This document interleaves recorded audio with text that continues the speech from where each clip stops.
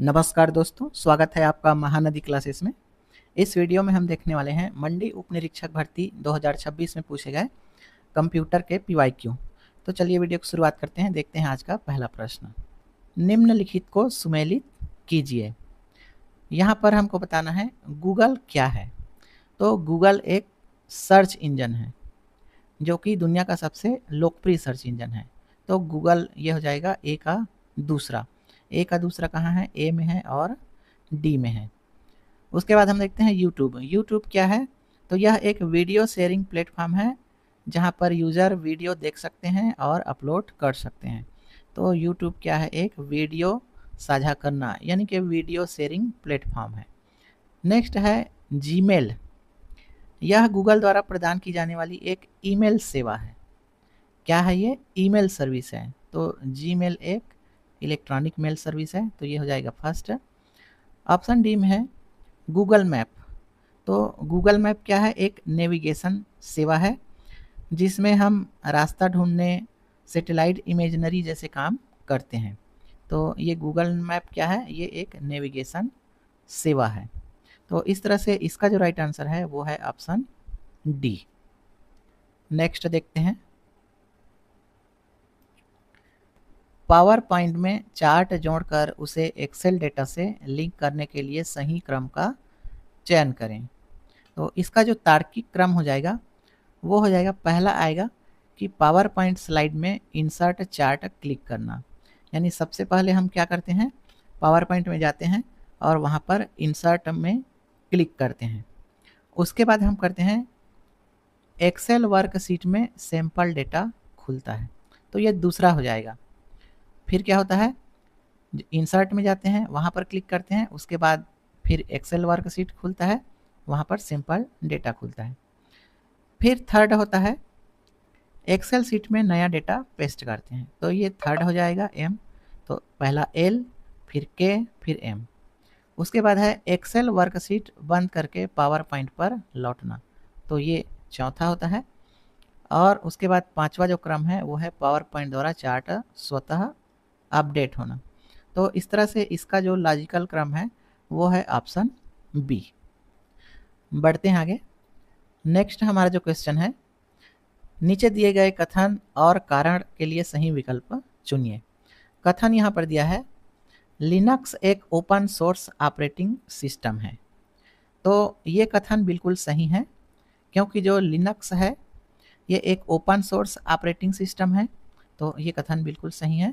Open source का मतलब है कि ये सभी के लिए फ्री होता है, स्वतंत्र रूप से उपलब्ध है, जिसको कोई भी प्रोग्रामर जो है अपनी डेटा अपनी ज़रूरत के हिसाब से उसमें मॉडिफाई कर सकता है और उसको शेयर कर सकता है। ठीक है, तो ये होता है ओपन सोर्स ऑपरेटिंग सिस्टम। कारण दिया है इसका सोर्स कोड बदलने और बांटने की अनुमति होती है। यानी इसका सोर्स कोड को मॉडिफाइड कर सकते हैं और उसको डिस्ट्रीब्यूट कर सकते हैं फ्रीली, यानी फ्री उसको शेयर कर सकते हैं। तो ये बिल्कुल सही है और यही इसका कारण है कि जो ओपन सोर्स सॉफ्टवेयर है वो सभी के लिए फ्रीली अवेलेबल है और उसमें कोई भी मॉडिफाई कर सकता है और डिस्ट्रीब्यूट कर सकता है। इसी कारण से इसको ओपन सोर्स ऑपरेटिंग सिस्टम कहा जाता है। तो कथन कारण दोनों सही हैं और कारण जो है कथन की व्याख्या करता है। तो ऑप्शन ए इसका राइट आंसर। नेक्स्ट है निम्न में से कौन से सीपीयू के आवश्यक भाग हैं? तो जो एक सीपीयू होता है उसके 3 भाग होते हैं। सबसे पहला होता है एएलयू यानी अरिथमेटिक लॉजिकल यूनिट। उसके बाद होता है सीयू कंट्रोल यूनिट और तीसरा होता है मेमोरी। ठीक है, तो हमको सीपीयू के भाग बताना है। तो ये है एएलयू यानी अरिथमेटिक लॉजिक यूनिट। तो इसका आपको फुल फॉर्म भी आपको याद रखना है। अब ये क्या करता है? तो ये अरिथमेटिक और लॉजिक यानी गणितीय और तार्किक गणनाएं करता है। उसके बाद दूसरा जो भाग होता है वो है कंट्रोल यूनिट। तो ये क्या करता है? तो ये कंप्यूटर के सभी जो कार्य है उसको कंट्रोल करता है और उसको निर्देशित करता है। तो ये भी इसके आवश्यक भाग है। और यहाँ पर थर्ड में दिया है माउस। तो माउस जो है ये इसका आवश्यक भाग नहीं है। माउस क्या है? तो माउस एक इनपुट डिवाइस है। इनपुट डिवाइस है जो कि इससे अलग है, तो ये नहीं है। और एम दिया है रजिस्टर। तो रजिस्टर क्या होता है? तो रजिस्टर एक प्रकार का अस्थायी मेमोरी होता है। ठीक है, रजिस्टर क्या है? एक अस्थायी मेमोरी होता है जो कि सीपीयू के भीतर तेज गति से काम करने वाली एक मेमोरी होती है। तो ये रजिस्टर कहाँ होता है? ये सीपीयू के अंदर ही होता है, यानी ये रजिस्टर जो है मेमोरी का ही भाग है। ठीक है, तो ये रजिस्टर और जो हमारा कैश मेमोरी होता है वो भी क्या है? इस मेमोरी का ही भाग होता है। तो ये भी इसके आवश्यक घटक हैं। तो इस तरह से इसमें जे के और एम, जे के एम, ऑप्शन एम है, तो ये इसका राइट आंसर है। नेक्स्ट है, सीडी रोम के बारे में कौन सा कथन सही है? ऑप्शन ए में दिया है यह केवल पढ़ने योग्य है। सबसे पहले हम जान लेते हैं सीडी रोम का फुल फॉर्म क्या है। तो सीडी आपको याद रखना है कॉम्पैक्ट डिस्क, और रोम का मतलब होता है, आर का मतलब होता है रीड, ओ का मतलब होता है ओनली, एम का मतलब होता है मेमोरी। तो इसके नाम में ही है रीड ओनली मेमोरी, यानी यह केवल पढ़ने योग्य है, ओनली इसको रीड किया जा सकता है। तो ऑप्शन ए ही इसका राइट आंसर है। तो सीडी रोम केवल पढ़ने योग्य है। ठीक है, ऑप्शन बी में दिया है यह यानी कि इसे कई बार लिखा जा सकता है। तो जो कई बार लिखा जा सकता है उसको रीड ओनली मेमोरी नहीं कहते हैं, ये गलत है। ठीक है, उसको क्या बोलते हैं? उसको बोलते हैं CD RW। RW का मतलब होता है री राइटेबल। ठीक है, तो री राइटेबल यानी इसको हम कई बार री राइट कर सकते हैं। तो इसमें पूछा है कि CD रोम के बारे में सही क्या है, तो ए सही है, लेकिन बाकी को भी हम देख रहे हैं। ऑप्शन सी है यह केवल ऑडियो संग्रहित करता है, तो ये भी गलत है, क्योंकि इसमें हर प्रकार का डिजिटल डेटा रखा जा सकता है। तो ये केवल ऑडियो संग्रहित करता है, ये नहीं है। उसके बाद है यह केवल टेक्स्ट संग्रहित करता है, तो ये भी नहीं है। इसमें हम सारे प्रकार के डिजिटल डेटा रख सकते हैं। अगला देखते हैं हम, वेब ब्राउज़र द्वारा वेब पेज खोलने की प्रक्रिया के चरणों को सही क्रम में लगाइए। तो जो वेब पेज होता है, ठीक है, वेब ब्राउज़र सबसे पहले क्या होता है? ब्राउज़र मतलब जो हम जिसमें हम जाके टाइप करते हैं, जैसे कि क्रोम। तो क्रोम एक वेब ब्राउज़र है। इसमें वेब पेज कोई भी खुलता है तो उसकी क्या प्रक्रिया होती है, इसको हमको यहाँ पर लॉजिकल क्रम में लगाना है। तो मान लीजिए कि आप अपने मोबाइल में जाके इस क्रोम में आप google.com खोलते हैं। ठीक है, क्या खोलते हैं? google.com खोलते हैं। तो वो जो google.com खुल के आता है तो उसकी प्रक्रिया क्या होती है? हमारे लिखने और उसके खुल के आने के बीच में क्या क्या होता है? तो सबसे पहले आप ब्राउज़र में नाम टाइप करते हैं। ठीक है, तो ये क्रोम है, इसमें हमने नाम टाइप किया google.com, जिससे वेब पेज के लिए रिक्वेस्ट जाता है। तो सबसे पहले क्या होता है? ब्राउज़र वेब पेज के लिए रिक्वेस्ट भेजता है। ये जो क्रोम है ये google.com के लिए रिक्वेस्ट भेजेगा। तो ये हमारा पहला क्रम हो जाएगा। उसके बाद इंटरनेट कंप्यूटर का नाम चूँकि समझता नहीं है, ठीक है, हमने यहाँ पर लिख दिया google.com। अब इस गूगल नाम को जो है इंटरनेट समझता नहीं है, वो किस चीज़ को समझता है? तो वो केवल नंबर को समझता है। हमने गूगल लिख दिया तो जो ब्राउज़र है वो गूगल को नहीं समझेगा, वो किसको समझेगा? वो नंबर को समझता है, यानी आईपी एड्रेस को समझता है। ठीक है, तो जो डीएनएस है वो वेबसाइट के नाम को आईपी के पते में बदल देता है, यानी google.com को आईपी एड्रेस में बदलेगा। तो सबसे पहले हमने टाइप किया google.com, अब इसको जो है डीएनएस क्या करता है? आईपी एड्रेस में बदल देता है। उसके बाद क्या होता है? जो ब्राउज़र होता है वो उस आईपी एड्रेस वाले मुख्य कंप्यूटर से जुड़ जाता है। ठीक है, तो हमने google.com टाइप किया, लेकिन वहाँ पर google.com को क्रोम समझता नहीं है, वो किसको समझेगा? वो समझता है आईपी एड्रेस को। तो डीएनएस इसको आईपी एड्रेस में बदल दिया। अब ये जो आईपी एड्रेस है ये मुख्य कंप्यूटर से जुड़ जाएगा।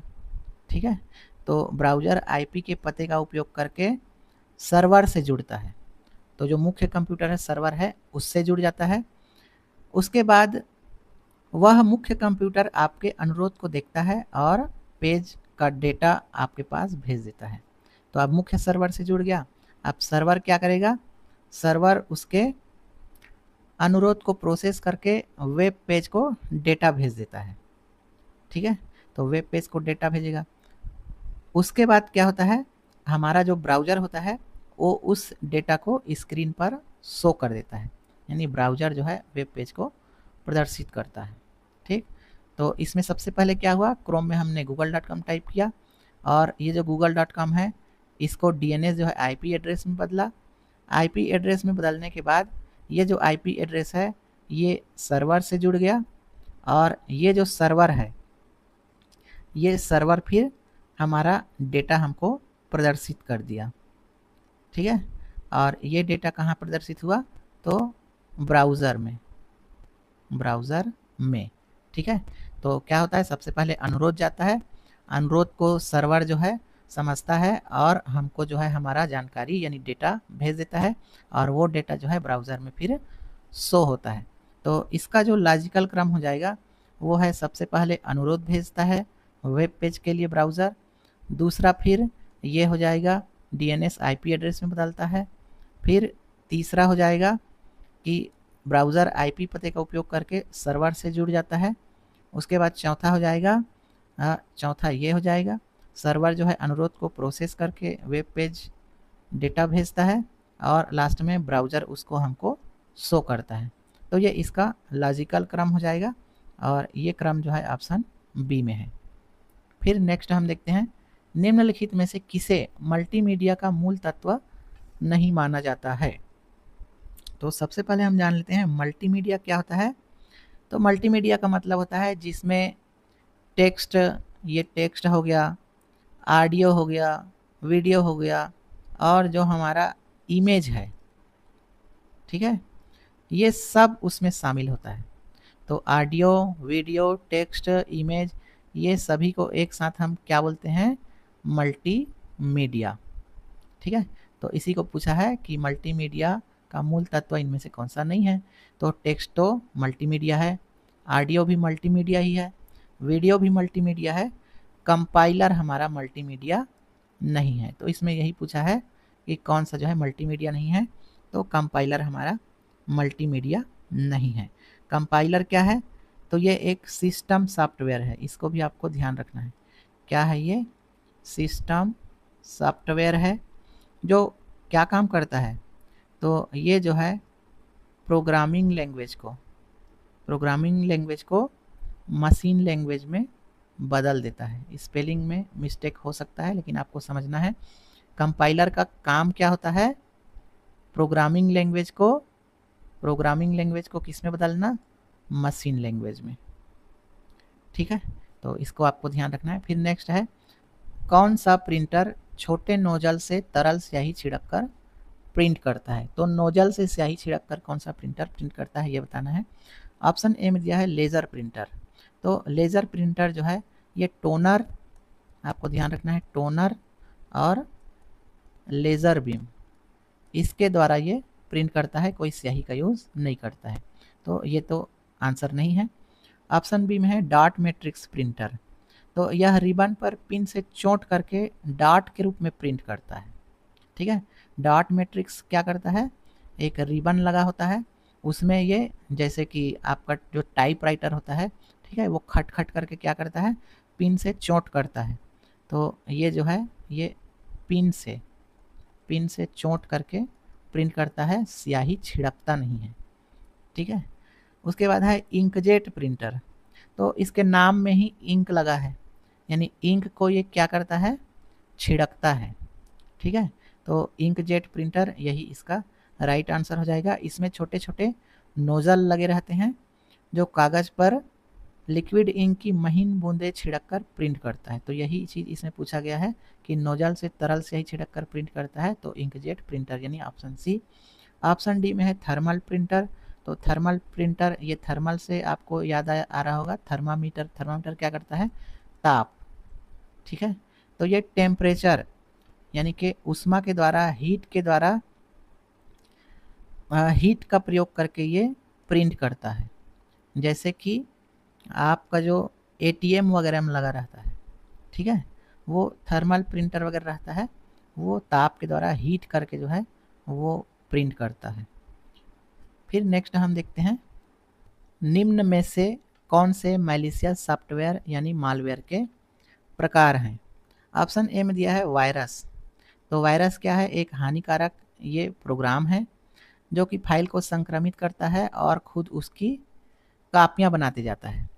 तो ये जो वायरस है ये अकेले नहीं रहता, स्वयं नहीं रहता, ये किसी दूसरे प्रोग्राम के अंदर में छुपा रहता है।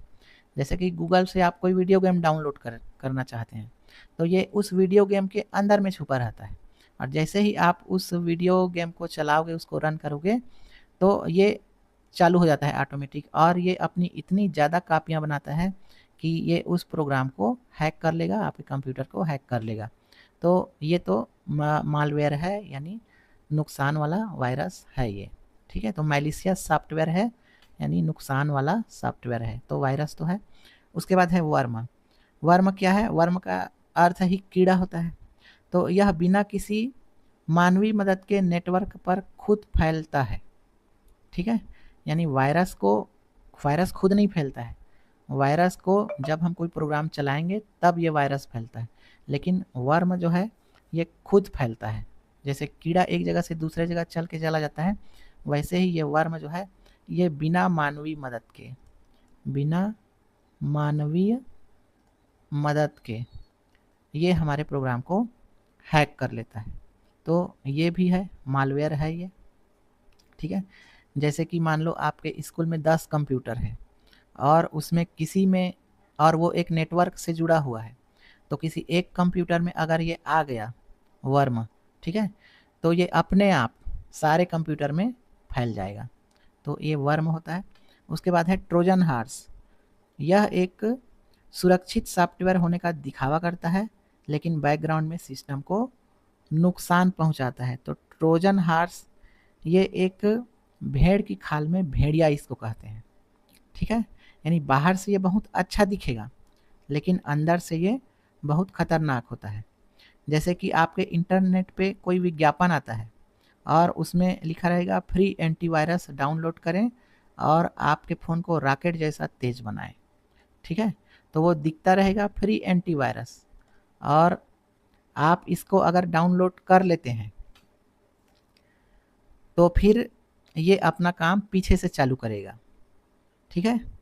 आपने इसको डाउनलोड कर लिया तो बाहर से तो ये ऐप काम करता हुआ दिखेगा, लेकिन पीठ पीछे ये आपके फ़ोन का सारा डेटा को लॉक कर रहा होगा, या फिर हैकर्स को आपके फ़ोन का या आपके कंप्यूटर का कंट्रोल दे रहा होता है। तो इसको बोलते हैं ट्रोजन हॉर्स, ठीक है। तो ये भी एक तरह का मालवेयर है। उसके बाद है स्पाईवेयर। अब स्पाईवेयर क्या करता है? तो यह यूज़र की जानकारी या फिर गतिविधि की जासूसी करता है। तो ये एक जासूसी मालवेयर है, जासूसी सॉफ्टवेयर है। जैसे कि आपके फ़ोन में अगर ये स्पाईवेयर आ गया, तो आप मान लो एसबीआई का वेबसाइट खोलते हैं और उसमें अपना पासवर्ड डालेंगे, तो ये चुपके से जो है आप कौन कौन सा पासवर्ड, कौन कौन सा की दबा रहे हैं, उसको ये जो है अपने जो हैकर है उसके पास ये भेजते जाता है। तो ये भी एक तरह का मालवेयर है।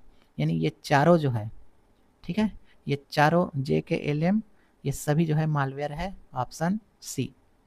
फिर नेक्स्ट है, किस फाइल फॉर्मेट का उपयोग आमतौर पर कंप्रेस्ड ऑडियो फाइलों के लिए किया जाता है? तो ऑडियो फाइल बनाने के लिए कौन सा इसमें से जो फाइल फॉर्मेट है उसका उपयोग किया जाता है? ऑप्शन ए में है .txt। तो txt का मतलब होता है टेक्स्ट। तो टेक्स्ट में क्या होता है? टेक्स्ट में हम लिखने का काम करते हैं, ठीक है। तो ये तो टेक्स्ट फाइल का फॉर्मेट है, ठीक है। आपको याद रखना है, टेक्स्ट यानी अक्षर, लिखावट वाला, उसका फॉर्मेट है, जैसे कि आपका नोटपैड वगैरह हो गया, ठीक। उसके बाद है .mp3। ये mp3 है ना, इसमें हम क्या करते हैं, गाना वगैरह सुनते हैं, तो यही जो है हमारा ऑडियो फाइल के लिए होता है। तो इसमें यही चीज़ पूछा है, कंप्रेस्ड ऑडियो फाइल के लिए कौन सा यूज़ होता है? तो MP3। XLS ये कौन सा है? तो ये एक्सेल का है, ठीक है, माइक्रोसॉफ्ट एक्सेल, तो ये एक्सेल का है, फाइल फॉर्मेट है। उसके बाद जीप फाइल, तो जीप फाइल क्या है? ये डेटा कंप्रेशन फॉर्मेट है, यानी ये डेटा को क्या कर देता है? कंप्रेस्ड कर देता है, ठीक है। और कैसा डेटा? तो सभी प्रकार के डेटा, ऑल डेटा को। तो ये एक डेटा कंप्रेशन फॉर्मेट है जिसका उपयोग किसी भी प्रकार की कई फाइलों को एक साथ कंप्रेस करने के लिए किया जाता है, ठीक है। तो इसको आपको ध्यान रखना है। तो इस वीडियो में इतना ही, मिलते हैं नेक्स्ट वीडियो में। बहुत बहुत धन्यवाद।